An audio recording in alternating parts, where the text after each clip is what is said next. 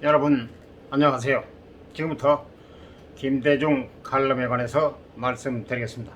문재인 5년을 지울 청소부를 야당의 정권 교체를 이루갈 다음 대통령은 누가 어떤 사람이 돼야 하는가 라는 주제로 말씀드리겠습니다. 어떤 사람이 나와야 문재인 정권을 종식시킬 수 있는가? 대통령의 덕목을 열거하자면 끝이 없다. 문재인 실정에 시달려온 국민들은 혜성같은 구세주의 등장을 기대한다. 오랫동안 출중한 지도자의 출현에 목말라 했던 전통 보수 우파로서는 세상을 바꿀 대통령을 고대하는 것이 당연하다. 하지만 지금은 정세가를 필요로 하는 시기가 아니다. 우리는 지금 이 난맥을 바로 잡을 청소부가 필요하다.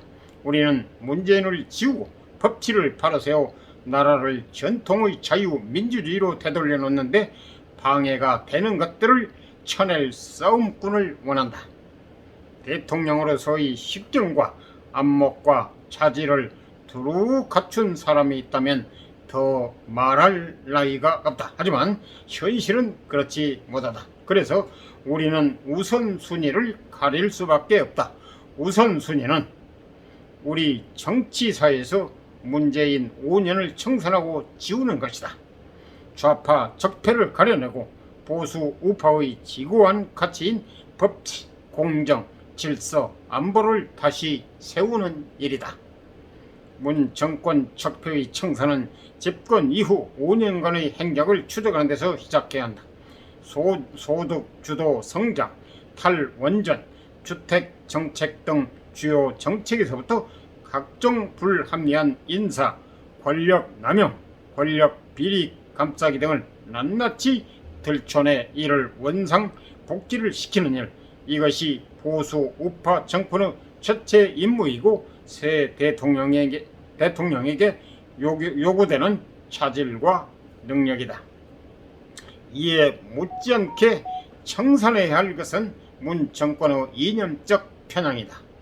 북한과의 평화 프로세스라는 미명 아래 취해진 굴욕적 친북 정책, 국내 좌파 이념의 고착화, 기존 안보 동맹 개념의 전환 내지 폐기 등 나라 전체를 북한 앞으로 세운 문 정권 좌파 노선을 바로잡는 것은 또 다른 차원의 적폐 청산이다. 이것이 바로 문재인 지우의 핵심이다. 새 대통령은 이런 문정권 노선을 보수 우파의 원래로 되돌리거나 일부는 발전적으로 지향해서 시대적 요구에 부응하는 것을 일의 우선순위로 삼아야 한다. 그러면 누가 어떤 후보가 이런 문적폐 청산에 보다 효율적으로 대처할 수 있는가? 우리가 지향하는 민주사회에서 이런 작업은 혁명적으로 처리될 수 없다. 이런 작업은 법치적으로 다뤄져야 한다. 즉 사법적 접근으로 문적폐를 바로 잡아야 한다. 우연인지 필연인지 지금 야권에서 부상하고 있는 대통령 예비 후보의 선두주자들은 사정기관 출신이다. 사물을 법으로 사리로 처리하는데 일생을 바친 공직자다. 야당의 대선 주자들 중에도 법을 다뤄온 사람이 여럿 있다.